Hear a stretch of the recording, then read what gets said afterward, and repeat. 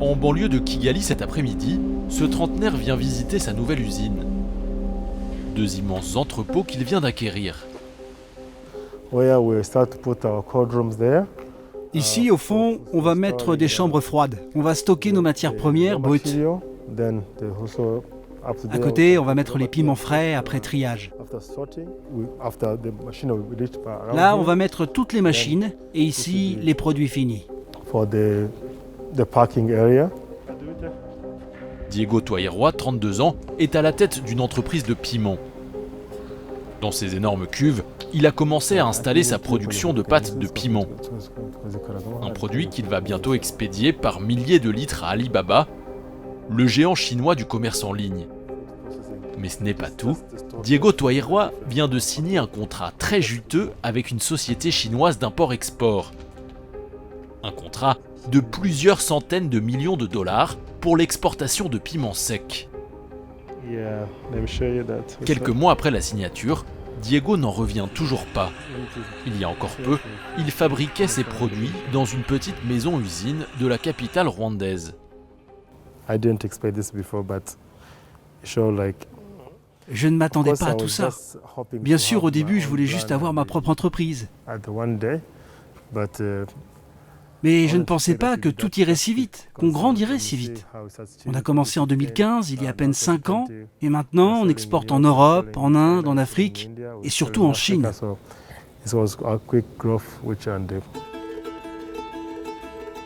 C'est l'histoire d'un jeune ambitieux qui s'est lancé dans un rêve fou, faire du piment la première culture d'exportation du Rwanda. Il y a à peine 2 ans, le piment était une culture minoritaire. Loin derrière le café et le thé, les principaux produits qu'exporte traditionnellement le pays. Des matières premières qui embauchent plus de 400 000 personnes et qui rapportent au pays, chaque année, plus de 160 millions de dollars. Avec les contrats d'exportation signés par Diego Toairwa vers la Chine, la donne pourrait bien changer. En effet, dans les années à venir, le piment pourrait devenir l'une des premières denrées agricoles exportées du Rwanda. Mais pour cela, les défis qu'il doit relever sont nombreux.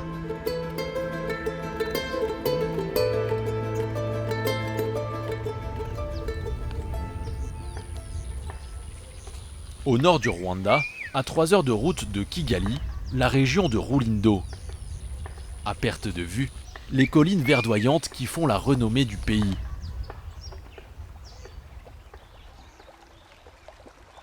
C'est sur leur flanc que Diego Toairwa a installé ses plantations de piments.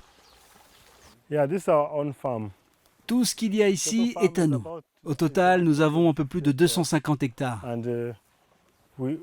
Dans la plupart des champs, les piments sont prêts à être récoltés. Ce matin, il rend visite à ses ouvriers agricoles. Ici, l'entrepreneur a planté 250 hectares de piments rouges de variété Teja. Un piment qu'il expédie par milliers de tonnes en Chine. Cette variété, au goût relevé et épicé mais pas trop piquant, a conquis de nombreux consommateurs à travers le monde. La demande, en constante augmentation, a poussé le jeune Rwandais à se lancer il y a 5 ans dans sa culture. Le Teja, une variété de piment qui ne se cultiverait selon lui nulle part ailleurs en Afrique. On a fait des études de marché sur cette variété de piment.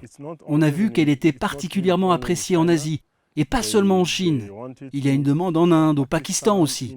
Dans le monde entier, c'est cette variété qui a la cote en ce moment.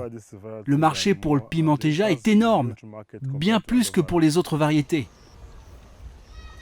Il y a encore quelques années, le piment était peu cultivé au Rwanda. Pourtant, le pays dispose de nombreux atouts pour la culture de cet or rouge, notamment une météo pluvieuse et un climat tempéré qui lui permet de faire plusieurs récoltes par an. Un argument qui a convaincu le client chinois d'acheter ce piment rwandais. Jusque-là, il se fournissait exclusivement en Inde, l'un des premiers producteurs au monde.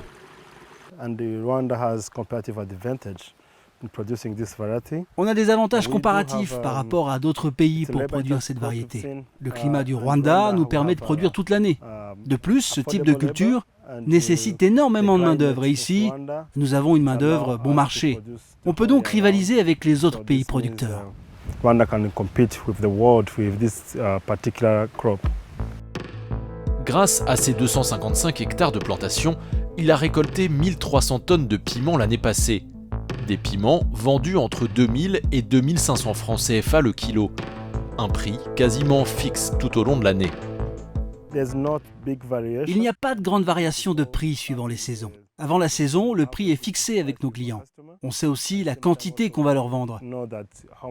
Ça fait que notre business est stable. Grâce à ces prix fixes, on peut facilement faire des projections et des business plans.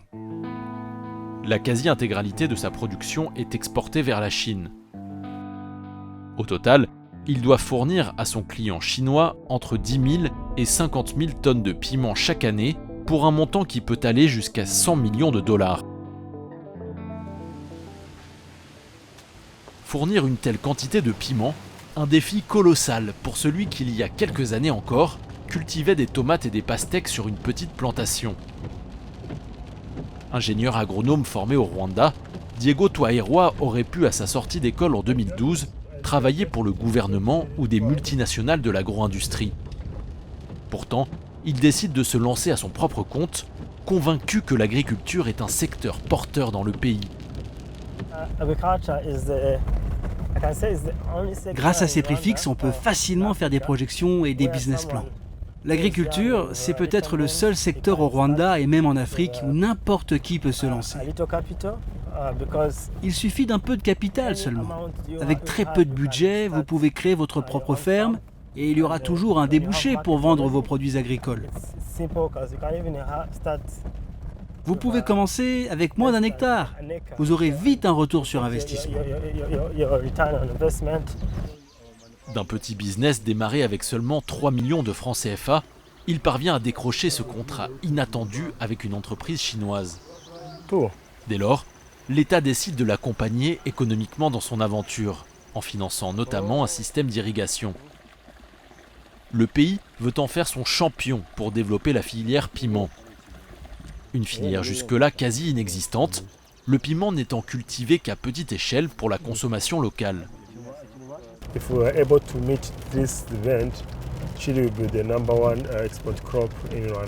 Si on parvient à satisfaire la demande de notre client chinois, le piment deviendra la première culture d'exportation au Rwanda. Ce serait bon pour le pays. On connaît le Rwanda pour son café et pour son thé, mais il faut des alternatives à ces deux cultures. Le piment va apporter beaucoup de revenus au pays et contribuera à augmenter nos exportations et ainsi équilibrer la balance commerciale. Selon Diego, son piment pourrait amener de l'emploi au pays, mais aussi des devises importantes, à l'instar de 2 autres cultures, le thé et le café. À elles seules, en 2019, elles ont généré près de 160 millions de dollars en recettes d'exportation. Mais pour cela, il a un premier défi, remplir ses objectifs de commande. Direction Kigali, la capitale du pays. C'est dans son usine flambant neuf que Diego Twairwa stocke ses milliers de tonnes de piment rouge. Du piment qui sera envoyé vers la Chine. Ces piments, au préalable séchés pendant 3 jours puis triés dans les villages, vont être traités à nouveau. Chaque jour, des centaines de kilos de piments passent entre les mains expertes de ces trieurs. Les piments en mauvais état ou pourris sont jetés. Une étape longue et fastidieuse qui pourtant est très importante. En Chine, une partie de ces piments sera broyée pour être consommée comme épice, l'autre utilisée pour la médecine traditionnelle. Le client exige donc des produits avec 0 défaut.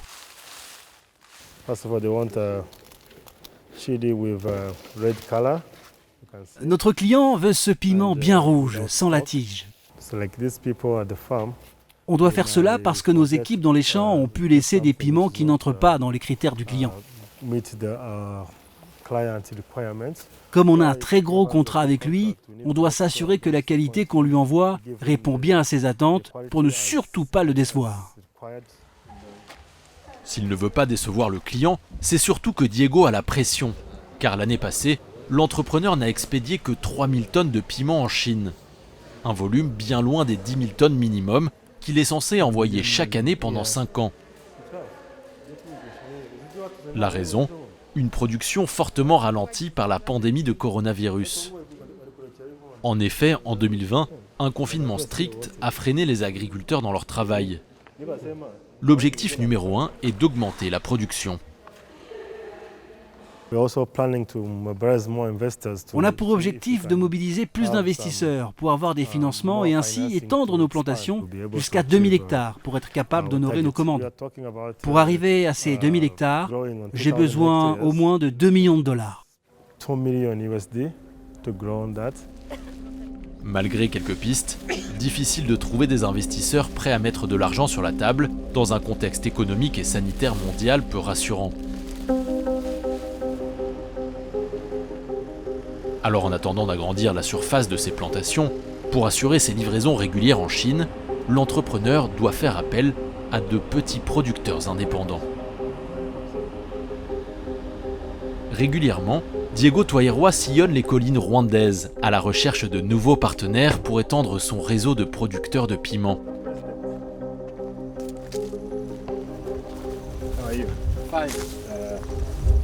Ce matin, l'entrepreneur a rendez-vous avec Viateur, le président d'une coopérative de planteurs de 14 hectares.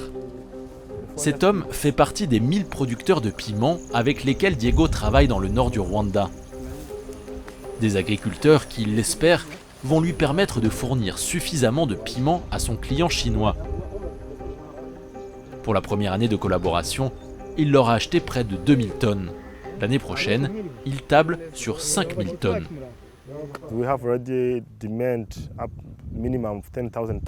Nous devons exporter au moins 10 000 tonnes de piments. Et ce que je produis avec mes propres plantations n'est pas suffisant pour atteindre ce volume minimum demandé par notre client. Alors, pour remplir nos engagements avec la Chine, on doit engager plus de petits producteurs. Dans la région, les agriculteurs produisent majoritairement du maïs, des haricots ou des pommes de terre pour leur consommation propre ou pour vendre sur les marchés locaux. C'était le cas de Viateur il y a encore un an. S'il a remplacé ses cultures traditionnelles par des plantations de piments, c'est qu'il y croit, le piment va lui rapporter plus et améliorer ses conditions de vie. J'ai comparé ce que je gagnais en plantant du maïs et ce que je pouvais avoir en plantant du piment. Le résultat, c'est qu'on gagne plus avec le piment qu'avec le maïs ou les haricots. C'est pour ça que je m'y suis mis et je ne regrette pas. À ces agriculteurs, Diego Twairwa promet de multiplier par 3 leurs revenus.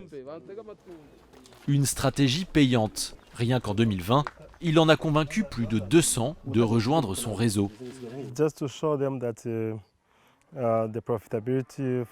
Je leur explique que planter du piment peut leur rapporter de l'argent, car il y a un marché durable et un marché qui va croître. Je leur dis que le piment va leur rapporter plus de bénéfices que d'autres cultures. Je leur montre que ce n'est pas difficile à cultiver et mes agronomes les accompagnent pour qu'ils puissent produire la qualité dont on a besoin. S'il parvient à relever tous ces défis, Diego Twairwa atteindra ses objectifs d'exportation fin 2021. Il permettrait aussi de développer toute une nouvelle filière essentielle au pays pour diversifier son économie. Dans le futur peut-être, les vertes collines du Rwanda seront teintées de rouge.